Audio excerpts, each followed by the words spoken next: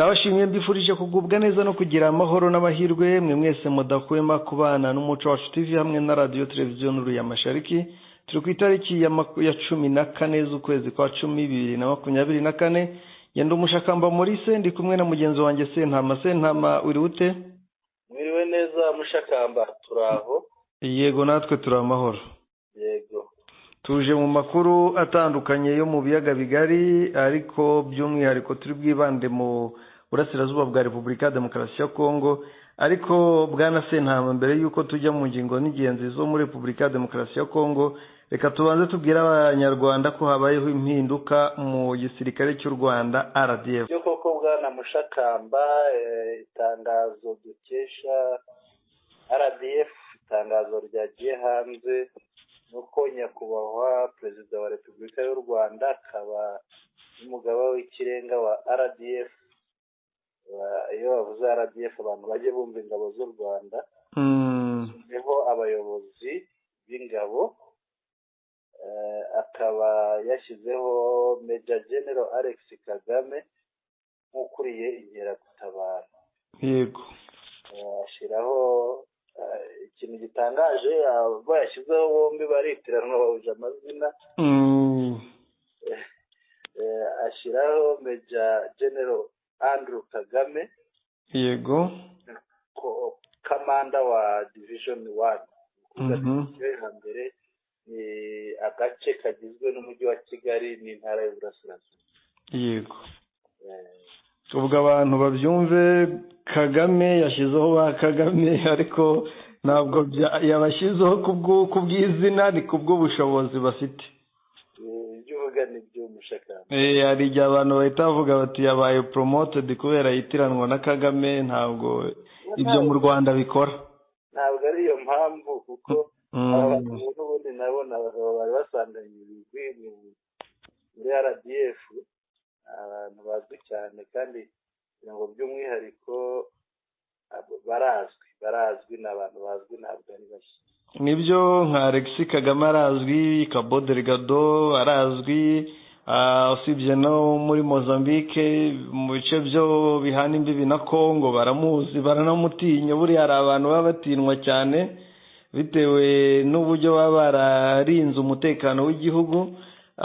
Ndetse ariko twabwira abantu ko Alex Kagame kuri uyu mwanya hari uwo yasimbuye, hari uwari uriho ariko ari acting. Yego, ngira ngo ni Major General. Yego. Kumanura rankaye. Major General Frank Mugambage. Niwe wari usanzwe akuriye inkeragutabara. Yego. Ngira ngo byari agateganyo bwana mushakamba ko iyo usuye urubuga rwa Minadef usanga handitseho acting. Acting ni ukuvuga ni agateganyo. Yego. Ariko nanone mu ntara y'Uburasirazuba n'umujyi wa Kigali, nanone Andrew Kagame yasimbuye Major General Emile Ruvusha. Yego, nibyo, habaga Emile Ruvusha nk'umuyobozi wa diviziyo ya mbere. Yego. Diviziyo igizwe n'umujyi wa Kigali n'intara y'Uburasirazuba. Ngira ngo aba bose ni abanyabigwi. Aya mazina arazwi muri RDF. Mazina arazwi, ni abagabo bakoze byinshi kandi bafite amateka mu gisirikare. Ubwo babandi batabura ibyo bajyamo bitari ngombwa baraje bavuge bati bahinduwe kubw'iyi mpamvu. Ariko isaha n'isaha umuyobozi w'ingabo aba yemerewe kubaha izindi nshingano, kandi nta n'ikibazo kiba kibirimo, kuko nta muntu uguma mu mwanya nk'aho hari karande yafashe cyangwa ari ubukonde. Rero ni byiza ko habaho n'impinduka mu buyobozi, cyane ko abasirikare b'u Rwanda bose bakomeye, bafite ibigwi bikomeye rwose.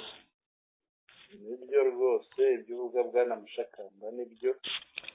Tujyane rero mu Burasirazuba turebe ingingo n'ingenzi ubundi dukomeze. Burasirazuba rero no umuriro bwana mushakamba. tugiye kuganiraho turarebera hamwe imirwano yazindutse iba kare cyane mu burasirazuba bwa Congo muri teritwari ya Masisi, ariko ni hafi mu rugabaniro rwa teritwari zigera muri 3 iyo bahavuze na Gashuga. Gashuga ni muri Masisi, ariko iyo uhareba Gashuga ijya kwegera ahitwa Karembe, noneho hakaba muri Masisi hakurya y'umugezi, hakurya y'uruzi hakaba muri Rucuru, nanone hirya imbere gato ugasanga muri Karembe uba winjiye muri Warikare. Aha rero haramutse imirwano ikomeye bwana Mushakamba, kuko hari abayiguyemo bo ku ruhande rwa FDLR turaza kubibona, abo ku ruhande rwa Nyatura benshi baguyemo, ndetse harimo n'abafashwe bwana Mushakamba, hari abafashwe rwa Mikono. Byose turaza kubigarukaho. Ikindi turaza kureba uko umuryango w'ubumwe bw'Uburaya wasabye Repubulika Iharanira Demokarasi ya Kongo n'u Rwanda kubahiriza ibyo bemeranyije. Ubwo ibyo bemeranyije mu yandi magambo ni ya myanzuro y'u Rwanda bwana Mushakamba. Yego, ngira ngo twayivuzeho ku buryo burambuye mu gitondo. Ikindi turareba ingabo za Afurika y'Epfo zo muri SADC ngo ziravugwaho ubusambanyi mu burasirazuba bwa Repubulika Iharanira Demokarasi ya Kongo. Abo zaje kurinda nibo zifata, nibo zishakamo abo zisambanya bwana Mushakamba. Biraza kutwibutsa n'ubundi biheruka kuba, ngira ngo hari ingabo za Afurika y'Epfo zari muri Kongo, aho baje gusubizwa iwabo bajya gukirwa imanza. ni akageso basangiye bose. Rero tudatinze tugaruke kuri iriya ngingo ya mbere ku bijyanye n'imirwano yabereye i Gashuga mu Rukerera saa 11 mu gitondo.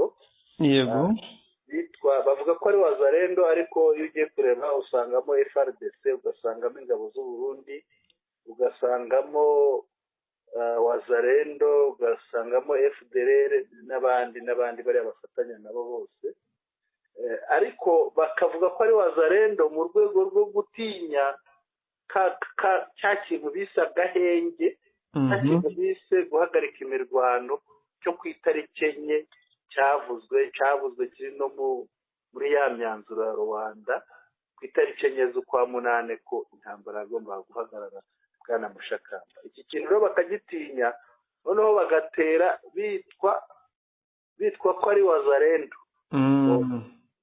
bitaza kugaragara ko ari FARDC yagiye mu mirwano, kandi hari umwanzuro urebana no guhagarika imirwano. Aha rero habaye imirwano ikomeye itoroshye muri Gashuga. Ibutsa abantu, Gashuga iri muri Masisi ariko ikaba mu rugabano na Rucuru.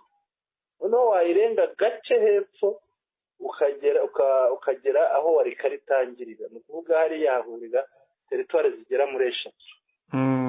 Iyi mirwano rero yabayeho, bararwana, ariko byagiye kugera mu saa 5 zirengaho gato imirwano ARCM 23 imaze gutsindura urugamba bwana Mushakamba. Yego, ko rwatangiye saa 11 bararwana, humvikanamo imbunda ziremereye n'into zoroheje, bararwana bakomeza kurwana. Ibi byateye impagarara no mu baturage baturiye aho ngaho, bamwe banahavuye bagira ngo bahunge babona ko ari ibintu bitoroshye, ariko noneho ba FARDC, FDLR na Wazalendo baza gusanga ARCM 23 hariya ikomeye ari urutare rw'umutamenwa, irabakubita irabirukankana. Mu makuru nabonye, yenda tuze kuyahuza nayo ufite, amakuru nabonye ko nahawe amakuru y'uko FARDC, FDLR n'abarundi bose hamwe bashobora kuba bapfushije abagera muri 20 baguye ku rugamba hariya hafatwa abagera mu 10, ariko muri aba bafashwe harimo ajida shefu wa FDLR wafashwe. Ibi binagaragaza witwa Hategeka abafatiwe hariya. Ibi binagaragaza ko bwa bufatanye bwa FDLR na FARDC bwana Mushakamba niyo basinye impapuro zingana zite kugira ngo ubufatanye buzaveho biragoye. Nibyo ubufatanye ntibwapfa kuvaho, ariko bwana Sentamara ikintu wenda nshaka kugira ngo banze udusobanurire nk'umuntu uzi biriya bice, Rucuru ririmo M23 na Masisi, ese abateye baturutse hehe? Turebye abiganje muri biriya bice babari twa precise abande dukurikije Nyatura cyangwa Wazarendo ziba muri biriya bice hafi hariya, abashobora kugaba ibitero hariya harimo FARDC zirahari. Yego. Hariya hari n'abarundi bagezeyo, bamwe bazenguruka bagaca inzira ndende bagahinguka hariya, nabo bagezeyo. Hakabamo Nyatura nazo zirahari, ariko buriya Nyatura hari igice nza kukubwira kuko hari ahantu ndahazi neza. Mu giturage cyaho genera hagenze ndahazi. Nyatura ndaza kukubwira aho zituruka. Noneho hakaba na bariya ba mayimayi ba APCRS, ni APCRS ababwido Shimirayi. Izo ni mayimayi zindi zitwa NDC Renove. Yego. Bariya ababwido Shimirayi, kuko kuva iwabo mu bice by'Ipinga bazamuka ari Karembe biraborohera, bakunze gukorera muri biriya bice. Nyatura rero navugaga, kuko Nyatura uraza gusanga ari bariya bundi. Nyatura ni nuriya mutwe witwaje intwaro mu bwoko bw'abahutu bo muri Repubulika Iharanira Demokarasi ya Kongo.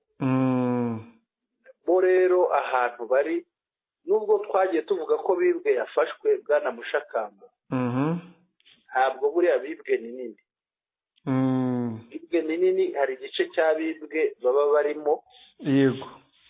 Kigizwe n'amashyamba. Iyo ufashe kiriya gice cyitwa Macumbi, ariko igaruka inyuma ufashe kuhitwa Nyagisozi, ugakomeza hirya inyuma hitwa Ikiro, no ku Ihembe, noneho bikaza bigafata akandi gace kitwa Ruhanga. Ruhanga noneho bigafata akandi gace karepfo ya za Kivuye kitwa Bweru. Ziriya nzira ni inzira ziri hafi ku buryo guhinguka Igashuga, biriya bice by'Igashuga, Imisinga, ni ibintu byoroshye cyane. Ni ibintu byoroshye. Ngira ngo hari n'inkuru tutigeze tumenya yabaye hariya. Hari akandi gace gaherepfo kitwa Mukengwa ka Bibwe, aho baheruka gutera mu baturage, bararasa, babambura amatungo, babambura ibikoresho nk'amaradiyo, bambura amatelefone abayafite, ibintu byinshi, barangije barasa hejuru. ARCM 23 kuko yari ntabwo ari kure cyane, yari ahantu hitwa Ibuhoro.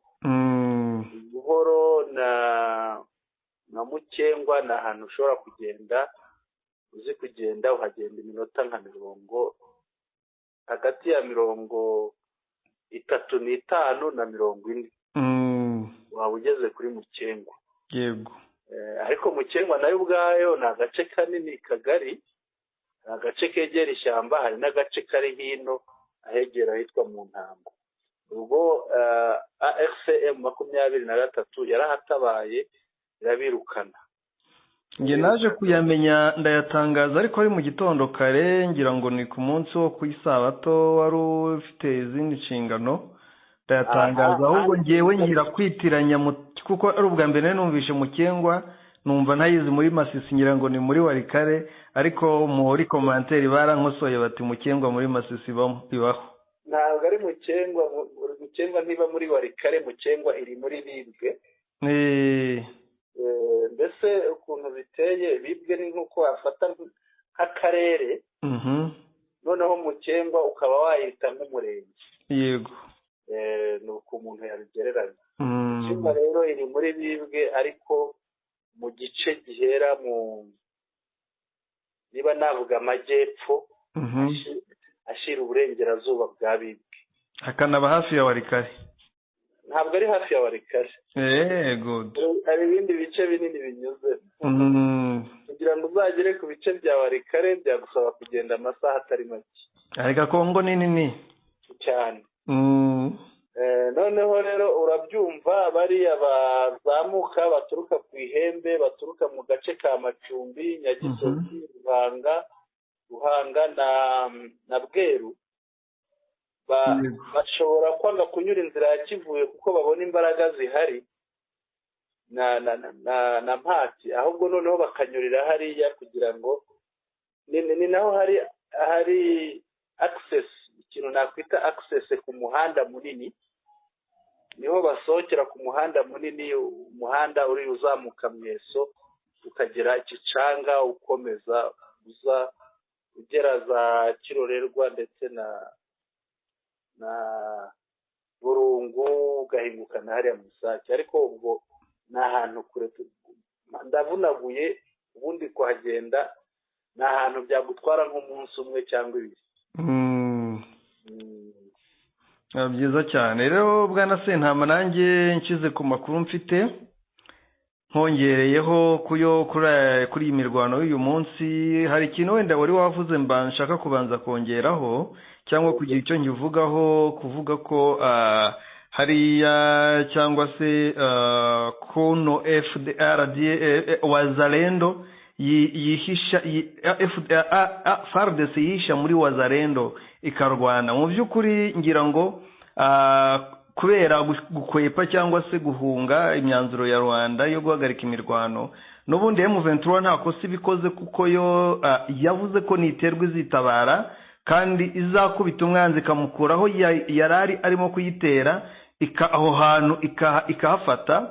Ikindi, niba M23 yaremeye guhagarika imirwano, yemeye guhagarika imirwano yayo na FARDC mu gihe yatewe na Wazalendo, ibyo nta nubwo bakwiye kubivuga kuko niba yambuye Wazalendo ahantu, yambuye n'ubundi ahantu hatari FARDC, yagiye kuhagarura amahoro. N'ubundi hari umuntu utemewe, kandi dukurikije imyanzuro ya Rwanda abemewe gufata imbunda muri Kongo ni M23 ndetse na FARDC bumvikanye guhagarika imirwano, ndetse ubwo na MONUSCO ishinzwe kugarura amahoro hariya. Ubwo abandi bose ahubwo bakwiye gufatanya kubarwanya, mu gihe nubwo wenda batabyumvikanyeho bakwiye gufatanya kubarwanya. Ariko ibyo singitsindaho, ariko nk'uko warubivuze, imirwano mu gitondo cya karekare yatangiriye ahitwa ku Mushaba ho muri Gashuga muri Masisi. Ahangaha rero ibitero nk'uko wabivuze byarimo na FDLR, birumvikana ntiyabura. Rero amakuru uko yemeza nk'uko warubivuze, abantu bagera kuri 20 bapfuye, barimo intasi y'umugore w'umu FDLR witwa Serja Nyiramakuba Glorious. Uyu nguyu yirirwaga akorera iyicarubozo abagore b'abatutsikazi bo muri Masisi muri biriya bice. Si byo gusa kandi hari abafashwe nk'uko wabivuze, bafashwe matekwa. Abo ngabo bakaba baraye mu maboko y'intare za Sarambwe. Muri abo harimo Ajida Chef Hategekimana Moise wari wavuze Hategeka. Uyu Hategekimana Moise akaba azwi ku izina rya Bushenge, ndetse n'uwitwa Caporal Ndaribitse François. Abo bose abo ni abafashwe n'intare za Sarambwe. Bwana Sentama, kandi dukomeje nuko nanone ahitwa ahandi habereye icyo twakwita imirwano nahitwa Marembe hongeye humvikana amasasu cyangwa se imirwano, aho Mayimayi, ubwo ni za Wazalendo twavugaga n'ubundi, Mayimayi zizwi ku izina rya Mayimayi Ndume, izi ngizi hamwe na FDLR bafatanije batera M23 n'ubundi ntiyabarebera izuba, irabakubita irabashwiragiza ibasubiza inyuma, birangira amahoro agarutse, abaturage batekanye muri ibyo bice.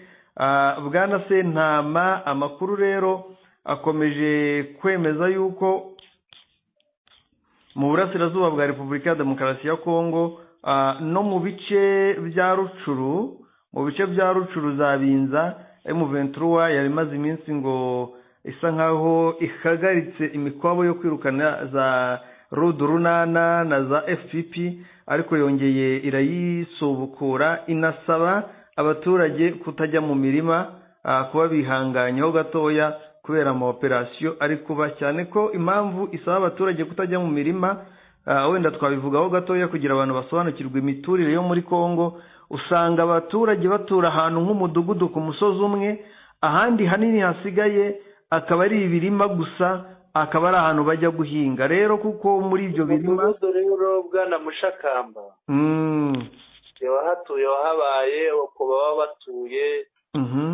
begeranye bahita ngo ni urusisiro. Yego, abatuye mu nsisiro. Insisiro ni nk'uko tuvuga imidugudu abantu batuye hamwe, noneho aho bahinga hakaba haherereye urundi ruhande naho bororera. Rero aho hantu niho izo FDLR zahungiye muri Rudurunana cyangwa zigize Rudurunana na FPP, niho ziba zihishe zikahava zigaye ibitero zijya kuhungabanya umutekano w'abaturage. Rero M23 ibikora imikwabo igenda ibavumbura muri ibyo bihuru, ibafata abandi abashatse kurwana nabo bicwa mu rwego rwo kutsinsura cyangwa kurwanya ibitero bya gicengezi 100%. Bwana Sentama, ngira ngo twareba n'andi makuru. Yego, urakoze Bwana Mushakamba. Noneho rero tuzi ko imyanzuro ya Rwanda yasohotse Bwana Mushakamba. Noneho umuryango w'ubumwe bw'Uburaya utiki uvuga kuri imyanzuro yasohotse? Nibyo, umuryango w'ubumwe bw'Uburayi wishimiye igisubizo gishimishije cy'inama ya gatanu y'ibihugu bitatu yabaye ku itariki ya 12 z'ukwa 10 2024 Rwanda ku kibazo cy'umutekano muri Repubulika Iharanira Demokarasi ya Kongo. Ibyatangajwe n'umuvugizi w'akanama k'ububanyi n'amahanga na politike y'umutekano ku bumwe bw'Uburayi, Nabila Maslali, abinyujije kuri konte cyangwa ku rubuga rwa X ruzwi nka Twitter tariki ya 13 z'ukwezi kwa 10 2024, kubw'umuryango w'ubumwe bw'ibihugu by'Uburayi wishimiye uruhare rw'ubwunzi bwa Angola kandi usaba Repubulika ya Demokarasi ya Kongo n'u Rwanda gushyira mu bikorwa ibyo biyemeje kugira ngo amahoro n'umutekano birambye biboneke mu karere. Ati, umuryango w'ubumwe bw'ibihugu by'Uburayi wishimiye ibyavuye mu nama ya gatanu y'ibihugu bitatu yabaye ejo hashize hagati ya Angola, Repubulika ya Demokarasi ya Kongo n'u Rwanda. Wishimiye uruhare rw'umwunzi Angola kandi irahamagarira Repubulika ya Demokarasi ya Kongo n'u Rwanda gushyira mu bikorwa ibyo biyemeje kugira ngo amahoro n'umutekano birambye biboneke mu karere. Rero twabutsa ko muri iyi nama ikibanzweho cy'ingenzi cyane ari ugusenya FDLR, ndetse u Rwanda narwo rukaba rwakoroshya ingamba z'ubwirinzi rufite ku mupaka w'u Rwanda, cyane ko bishoboka ko Kongo yaba yaratereye amaso ihagaze Goma, yareba mu Rwanda igasanga hari ibiturika bibarenzeho bafite, bakabona bibateye inkeke, bagavuga bati mwuka byaramwe mugabanye, bigatuma bajya gutabaza muri Angola. Bwana Sentama, barabirebye bagira ubwoba, batangira no kureba imirari, bituma n'ikoranabuhanga ribacanga, barayoberwa, bananirwa kubikoresha, baracanganyikiwe mugani wa Yambugu. Yego, ariko Bwana Mushakamba, hari umucyo abantu bakwiriye gushyiraho ahangaha, kuko bijya bivugwa rimwe na rimwe ariko si cyane. Hari abantu bumva ko u Rwanda na Repubulika Iharanira Demokarasi ya Kongo bagiye mu biganiro Rwanda, bakavuga bati noneho buriya intambara ibera mu burasirazuba bwa Kongo igiye guhagarara. Ese abantu bibaza batya wabasubiza iki? Ese biriya biganiro ni uruhe ruhare cyangwa se ntarwo? Ntawamenya, ubwo bimenya mu gisubizo uduha cyangwa se ntarwo ni uruhe ruhare biriya biganiro byagira mu guhagarika iriya ntambara cyangwa se nta naho bihuriye ntawamenya, ariko tubwire dushyirireho umucyo. Ikintu abantu bagomba kubanza kumenya ni kimwe, bagomba kubanza kumenya ko u Rwanda na Kongo mu biganiro byaba ibya Rwanda n'iby'ahandi, ntabwo Kongo ishinja u Rwanda kugira abasirikare muri Kongo, usibye ibitangazwa na raporo za ONU ziba zibogamye ku bw'impamvu zabyo. Impamvu mbivuga nuko mu myanzuro yose ivamo nta hantu namwe bavuga ngo u Rwanda rukura ingabo muri Kongo kandi Kongo ikemera gusinyana n'u Rwanda. Niba bemeranya gusinyana n'u Rwanda nuko bakemera ko ikigomba gukurwaho ari ugukura ari kugabanya ingamba z'ubwirinzi. Ni ukuvuga ko Kongo iri muri Angola yemera ko u Rwanda rudafasha M23, ikemera ko M23 iri ukwayo, nk'uko babivuze bati muri ya myanzuro Nduhungire yashyize hanze yasinweho na Kongo n'u Rwanda muri ku itariki ya 14 z'ukwezi kwa 9, bavuga ko ubwo na Angola yasinyeho, bavuga ko u Rwanda rwo rwifuza ko Kongo iganira na M23 kugira amahoro aboneke, ariko Kongo yo ikavuga ko itazigera iganira na M23. Ikindi kirimo ni kimwe, nuko niba icyo kintu kirimo nuko u Rwanda rufite ibirureba rushinja Kongo ari byo byitwa FDLR, ari nabyo bemeranije gukuraho. Iyaba nk'uko bijya bivugwa mu mvugo zo hanze, iyaba icyo kibazo kijyanirana kuba u Rwanda M23 bihura nk'uko bakunda kubivuga, bijyanirana nuko FDLR egare FRDC, muri iyi myanzuro n'ubundi hari kuzamo icyo kibazo cy'u Rwanda cyo gukura ingabo muri Kongo, ariko nticyajemo. Niba kitajemo cyangwa iyo poe itajemo, ibyo bintu byasobanutse. Ikindi bagomba kumenya, mu gihe hataraba ibiganiro hagati ya Kongo na M23, ntabwo iriya ntambara izahagarara. Cyakoze kubera ahantu M23 imaze gufata, nubwo hakiri abantu bari mu buhungiro, ibice by'iwabo bitarabohozwa, bamwe na bamwe nk'abo muri Karehe, abo mu bice bitandukanye ubwo no muri Kivu y'Amajyepfo ndetse n'ahandi hatari muri Masisi, Rucuru na Nyiragongo n'Abigoma, nabo hari abahunze buri mu bice bitarabohozwa, ariko M23 nta pressure iriho. Umugambi wayo mu gihe utazubahirizwa, ntabwo bizabuza umwanzi gutera M23 n'ahandi kahabohoza. Kandi kwemera guhagarika imirwano kwa M23 kugira ngo kubera ko Angola yababwiye ngo reka dushaka uko dukemura ibintu ku mahoro. Ibyo bintu nibidakemurwa ku mahoro, umwaka umwe amezi angaha agashira, niyo Kongo itarwana, M23 ikabona abaturage bo mu bindi bice bya Kongo bari kubangamirwa, bari kwicwa, bari guhohoterwa, M23 izajya gucecekesha no gutabara abo baturage, icecekesha imbunda zabo banzi. Bisobanuye ko Kongo nitaganira na M23 n'undi nta pressure iriho, ifite ibikoresho, ifite igihugu cyayo yafashe, n'ahandi izagenda ihabohoze. Abantu rero nibakavuge ngo biriya biganiro ngo nibyo guhagarika intambara ya M23, ntaho bihuriye. Ni ibibazo by'u Rwanda na Kongo bibahangayikishije. Gusa hashobora kuzamo poe yo kuvuga ngo imirwano ihagarare, Angola igahamagara M23 nk'uko ijya ibigenza, ikahereza n'indege ikabafata, ikababwira ati kugira muhagarike imirwano dukora iki.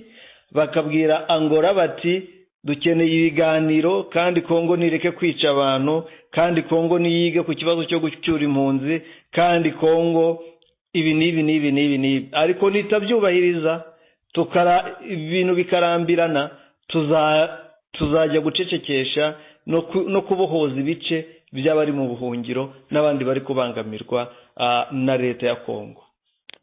Urakoze Bwana Mushakamba kuri uyu mucyo ushizeho.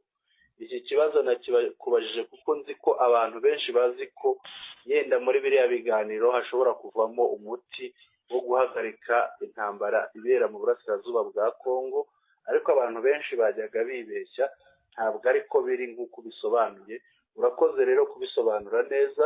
Bwana Sentama, wenda ikindi nakongeraho mu kiganiro twakoze mu gitondo, bibuke ko twatangiye tureba ese muri ibi bintu hari ingingo ivuga kuri M23 irimo, dusanga nta n'imwe irimo. Ibyo bintu byagaragaye rwose, twabivuze n'ababikurikiye ngira ngo babyumvise, kandi n'abashobora gusoma imyanzuro bakirebera nabwo babibona. Ababikeneye baze kwisaba tuyibahe, baraza kubyibonera ko nta birimo. Tubibutse ko imyanzuro yanditse mu rurimi rw'igifaransa, abashobora kugisoma bakacyumva twayibaha bakaza kubibona rwose. N'abatacyumva nibumva ikiganiro twakoze mu gitondo turabisobanura neza. Urakoze cyane. Tujye ku ngingo ikurikira, ngira ngo ni nawe tuza gusorezaho Bwana Mushakamba. Ingabo za Afurika y'Epfo ziri muri SADC zirashinjwa iki Bwana Mushakamba? Zirashinjwa imyitwarire mibi yiganjemo ubusambanyi. Yego. Aho nk'uko bigaragara ni ubusambanyi buri gukorwa n'izo ngabo ziri muri SADC, aho muri uyu mwaka baje umwaka washize mu 2023 mu kwa 12 bazanwe no kurwana na M23, bageze ku rugamba bakubiseho basanga ni ku Rutare. Abasirikare bapfuye nabo biyemerera ni benshi, bararenga 10. Abo twebwe twatangaje tusanga bashobora kuba banarenga 100, bitewe nuko umubare wari waje 2,200 ngahe, hashikiza iminsi baravuga ngo hagiye kuza abandi kugira ngo bose hamwe babe 8,000. ariko ukibaza ibyo 8,000 se biri hari yigoma koko? Wareba washyiramo nyurabwenge ugasanga bidahari. Niba bidahari kandi byaraje nuko bishwe baguye ku rugamba, kuko ntiwavuga ngo hari ahandi bagiye, nta handi bagiye, baguye ku rugamba. Ikindi Bwana Sentama, intambara babonye bananiye, niba ari ukwiheba niba ari ukugira gute, biraye mu bagore ndetse n'abasore bo mu burasirazuba bwa Repubulika ya Demokarasi ya Kongo, by'umwihariko hari Goma, aho amakuru nk'uko byatangajwe n'ikinyamakuru News 24 cyo muri Afurika y'Epfo, cyatangaje ko imyitwarire mibi iri mu buryo butandukanye, cyane cyane ubusambanyi. Haratungwa urutoki abateye inda abakobwa, ubwo bo n'abagabo cyangwa se abasore bo muri gisirikare cya Afurika y'Epfo, abakobwa b'abanyekongo, abajya kunywera mu tubare two mu burasirazuba bwa Repubulika ya Demokarasi ya Kongo bagasindiramo. Iki kinyamakuru kandi gitangaza ko Bwana Sentama abantu babisobanukirwa ubwo busambanyi ntabwo bukorwa n'abagabo gusa aribo bakunze kwitwa ko bagira irari, n'abagore bo muri icyo gisirikare nabo bajya hanze rwose bakajya gusambana. Aho muri iki gitangazamakuru cyemeza ko abagore 2 bo mu ngabo za Afurika y'Epfo bafite ipeti rya majoro. Abantu babyumva, umuntu ufite ipeti rya majoro abakomeye kuko aba yinjiye mu cyiciro cy'abofisiye bakuru, bigeze gushwanira mu ruhame. Ubwo gushwana harimo no kurwana, bapfa umusore wabasambanyaga cyangwa basambana nawe. Bisobanuye ko uwo musore ubwo yasambanyaga umwe uyu munsi, ejo agasambanya undi, cyangwa umwe akamusambanya mu gitondo undi nimugoroba. Ubwo ifuhe nyine riranga ngo agakunza babiri karabateranya, birangira bashwanye, bigenda gutyo. Iyi myitwarire rero iteye inkeke abaturage bo mu burasirazuba bwa Repubulika ya Demokarasi ya Kongo, ariko nanone inasebya igihugu cya Afurika y'Epfo. Bwana Sentama, nibyo koko Bwana Mushakamba, tunibutse ko hari abasirikare bigeze gukurwa muri Kongo ba Afurika y'Epfo bajyanwa mu gihugu cy'iwabo gucirwa imanza ku kibazo nk'icyo ngicyo. Bwana Mushakamba, abo bo bari mu butumwa bwa MONUSCO. Rero ntabwo byaba ari ubwa mbere bigaragaye ku ngabo za Afurika y'Epfo ziri muri Kongo. Ngira ngo tugeze ku musozo w'amakuru yacu Bwana Mushakamba. Yego, nibyo tugeze ku musozo. Reka twibutse abari badukurikiye ingingo z'ingenzi zigize amakuru yacu. twababwiye ku ishyirwaho ry'ubuyobozi abayobozi b'ingabo babiri, uwagizwe umuyobozi w'inkeragutabara, undi agirwa umuyobozi wa diviziyo ya mbere. Ibyo twabivuze muri RDF. Twaganiriye ku mirwano yabereye mu burasirazuba bwa Kongo muri teritwari ya Masisi. Bwana Mushakamba, nyibuka hariya hari ahantu havuze Marembe, ntabwo ari Marembe, bashobora kuba uwaguha amakuru yabyanditse nabi. Ni Karembe. Yego. Ni Karembe. Karembe rero akaba ari agace kari muri Warikare, ariko hafi aho Warikare igabanira na Rucuru na Masisi.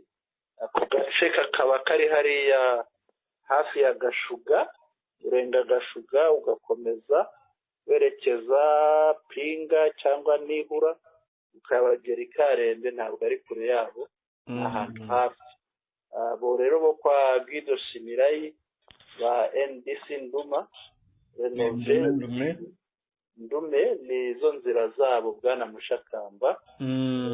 Tuvuye kuri iyi mirwano yabereye Gashuga n'ahahegereye, twaganiriye ku cyifuzo cy'umuryango w'ubumwe bw'i Burayi, aho usaba Repubulika Iharanira Demokarasi ya Kongo n'u Rwanda kubahiriza imyanzuro yashyiriweho umukono i Rwanda muri Angola ejo bundi ku itariki 12 z'ukwezi kwa 10, 2024. Twongera rero kuganira ku myitwarire y'ingabo za Afurika y'Epfo ziri muri SADC hariya mu burasirazuba bwa Repubulika Iharanira Demokarasi ya Kongo, aho zishinjwa imyitwarire mibi, cyane cyane ubusambanyi, ubusinzi, aho zigaragara mu tubari hariya mu mujyi wa Goma. Dore ko iyi myitwarire ntabwo ireba abasirikare b'abagabo gusa, n'ab'abagore barimo nabo ngo ntabwo ari shyashya, Bwana Mushakamba. Amakuru yacu rero akaba yari ayo ngayo. Tubashimire kuba mudukurikira, tusabe abashya batarakanda hahandi kuri subscribe, bakande kuri subscribe, haba ku Muco Wacu TV ndetse no kuri radio televiziyo Nuru ya Mashariki, aho babona aya makuru biboroheye, kandi badusangize n'ibitekerezo byabo banditse ahanditse comments, bashyire ibitekerezo byabo babidushyikirize kugira ngo turusheho kunoza ibyo tubakorera. Umugoroba mwiza rero na Sentama. Bwana Mushakamba, wakwakira mikoro nawe ukagira icyo utangariza abadukurikiye.